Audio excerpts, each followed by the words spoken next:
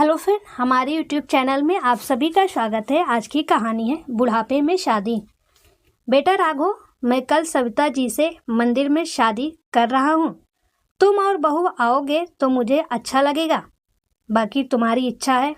बेटे के कमरे के दरवाजे से दिवाकर जी बोले। जी पापा, राघव ने केवल इतना कहा। दिमाग खराब हो गया है इनका। ये कोई उम्र है शादी करने की? लोग क्या कहेंगे? अपने साथ साथ हमारी भी नाक कटवाएंगे। अंदर से बहू दीक्षा झुंझलाकर बोली। फिक्र मत करो बहू, जब तुम ससुर को नौकर समझती थी तब कोई कुछ नहीं बोला। जब तुम ससुर की रोटियां गिनती थी तब कोई कुछ नहीं बोला, तो अब लोग क्या कहेंगे? दिवाकर जी बहू की बात सुन बोले और वहां से चले गए। आगे की कहानी पढ़ने से पहले आपको थोड़ी पहले की कहानी जाननी होगी। दिवाकर जी, जिनका इकलौता बेटा राघव, एक खुशहाल परिवार था। दिवाकर जी के पत्नी सुलेचना एक अच्छी पत्नी होने के साथ साथ अच्छी माँ भी थी, पर शायद दिवाकर जी और सुलेचना जी का साथ ज़्यादा नहीं था। राघव जब 15 साल का था तब सुलेचना जी का एक्सीडेंट हो गया और वो भगवान को प्यारी हो गई। दिवाकर जी ने राघव को माँ बाप दोनों का प्यार दिया, पढ़ाया लिखाया, पैरों पर खड़ा किया और उसकी शादी कर दी। कुछ समय बाद दिवाकर जी रिटायर हो गए। उन्होंने सोचा अब बाकी की जिंदगी दोस्तों के साथ गप्पे मारते और पोते पोती को खिलाती गुजर जाएगी, पर ऐसा ना हुआ। बहू दीप्ति को उनके दोस्तों का घर आना रास ना आता। हालांकि घर दिवाकर जी का था, पेंशन भी आती थी अच्छी खासी, फिर भी दीप्ति को वो बोझ से लगते। बाजार के सारे काम करने के बाद भी उनको रोटी देना दीप्ति को बहुत बड़ा काम लगता। राघव सब देख समझ कर भी घर की शांति के लिए चुप रहता।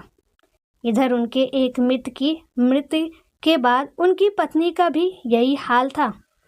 या यूँ कहें दिवाकर जी से भी ज़्यादा बुरा हाल था, क्योंकि दिवाकर जी की तो फिर भी पेंशन आती थी, पर उनके पास कुछ ना था। अपनी बहू की बेरुखी और मित्र की पत्नी की दुर्दशा देख वो अक्सर बहुत कुछ सोचा करते। मित्र की पत्नी सविता जी अपने पोते को ले पार्क आती थी, तभी मुलाकात हो जाती थी, वरना न सविता जी की बहू को दिवाकर जी का घर आना पसंद था, न दीप्ति को सविता जी का। जब पानी सिर से ऊपर चला गया तब दिवाकर जी ने सविता जी के आगे विवाह प्रस्ताव रखा, जिसे मानने में उन्होंने 1 महीना लगा दिया, पर आखिरकार राजी हो ही गई।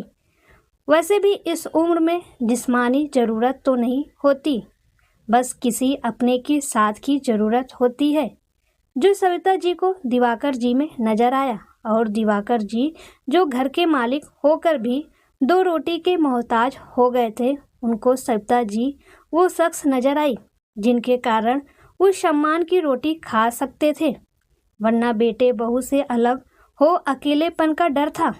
दीप्ति तैयार हो जाओ, हमें मंदिर जाना है अगले दिन, राघव दीप्ति से बोला। मुझे शौक नहीं बुढ़े बुढ़ियों की रासलीला देखने का, और तुम्हें भी कोई ज़रूरत नहीं है, उन्होंने तो शर्म बेच खाई, तुम तो ख्याल करो दुनिया का। दीप्ति बोली। दुनिया का और तुम्हारा ख्याल करके ही तो अब तक चुप था, वरना जो होता आया पापा के साथ वो मुझसे छिपा तो नहीं। वैसे तुम्हें शादी में नहीं जाना तुम्हारी मर्जी, पर हमारा सामान जरूर पैक कर लेना, राघव बोला। सामान क्यों, हम कहीं जा रहे हैं? दीप्ति हैरानी से बोली। हाँ, हम इस घर को छोड़ किराए के घर में जा रहे हैं, राघव तैयार होता हुआ लापरवाही से बोला। क्या, अपना इतना बड़ा घर होते हुए भी किराए के घर में क्यों? दीप्ति हैरानी से बोली। तुम भूल रही हो, ये घर हमारा नहीं पापा का है, राघव बोला। हाँ, तो हम उनके बेटा बहू हैं, तो उनके घर पर हमारा ही तो हक है ना, दीप्ति बोली। वाह, हक याद रहा तुम्हें, पर फर्ज का क्या? उनकी बहू होने का एक भी फर्ज निभाया तुमने? और तुमने ही क्यों? मैंने भी सब जानते बूझते भी चुप रहा, तुम्हारा साथ दिया, तो अब हमारा कोई हक नहीं इस घर पर। ये घर पापा का है, और अब उनको बिना गिने रोटी देने वाली आ रही हैं, तो हमें यहाँ से चले जाना चाहिए, राघव बोला और तैयार होने लगा। साथ ही बच्चों को भी तैयार होने बोल दिया। मैं भी चल रही हूँ तुम्हारे साथ। जैसे ही राघव बच्चों को ले गाड़ी में बैठने को हुआ, तृप्ति तैयार हो वहाँ आ बोली। हाँ, राघव ने इतना बोल दरवाज़ा खोल दिया गाड़ी का। उधर दिवाकर जी और सविता जी अपने कुछ मित्रों के साथ शादी की रस्में कर रहे थे, पर दोनों की निगाहें दरवाजे पर लगी थी कि कोई तो अपना आए, पर पता था ये संभव नहीं। वर वधू का गठबंधन कौन करेगा? पंडित जी ने पूछा तो सविता जी और दिवाकर जी एक दूसरे का मुंह देखने लगे। हम करेंगे। तभी दो आवाज़ एक साथ गूंजी। अरे बच्चों तुम? दिवाकर जी दरवाजे पर अपने पोते पोती को देख आश्चर्य मिश्रित खुशी से बोले। हाँ दादू, हम करेंगे आपका और दादी का गठबंधन। दोनों बच्चे बोले और आगे बढ़ गठबंधन करने लगे। पीछे पीछे राघव और तृप्ति को देखकर दिवाकर जी के चेहरे पर मुस्कान आ गई।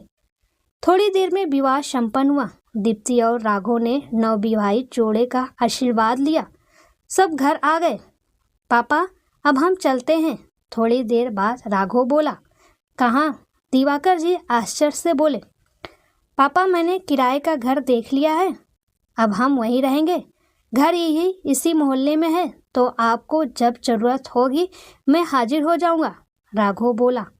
दिवाकर जी और सविता जी ने उन्हें रोकने की बहुत कोशिश की, पर शायद राघव ने मौन रह अपनी पत्नी का जो साथ दिया, अपने पिता का अपमान करने में उसका यही प्रायश्चित राघव को नजर आया। तृप्ति भी सिर झुकाए राघव के फैसले को मौन स्वीकृति दे रही थी। दोस्तों, जीवन की संध्या बेला हर किसी के जीवन में आनी है, पर हम अपने बड़े बुजुर्गों का अपमान कर उन्हें नीचा दिखा क्या खुद के लिए ही गड्ढा नहीं खोद रहे हैं? यहाँ दिवाकर जी ने वक्त रहते सही फैसला लिया, पर कितने बुजुर्ग तो सारी जिंदगी चैन की दो रोटी को तरसते हुए दुनिया से रुखसत हो जाते हैं। अपने बुजुर्गों का अपमान करने से पहले एक बार सोचिए जरूर, क्या आप कभी बूढ़े नहीं होंगे?